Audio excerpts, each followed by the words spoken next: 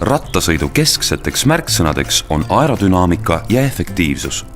Kogenud rattur kasutab ära kõiki võimalusi, et libiseda kergemini läbi õhu ja säästa oma energiat. Efektiivse sõidu aluseks on aerodünaamiline asend, kus ülakehale mõjub võimalikult väike õhutakistus.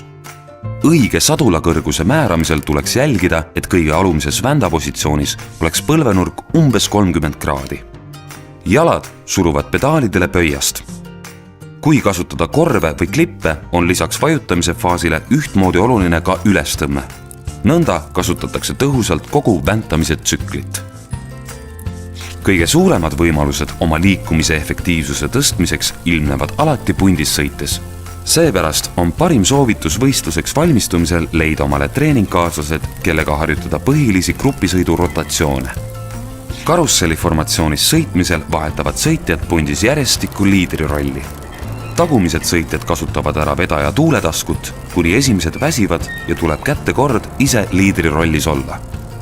Meeskonnasõidus kehtib sarnane printsiip, kuid esimene sõitja langeb oma töö teinuna grupi tagumiseks.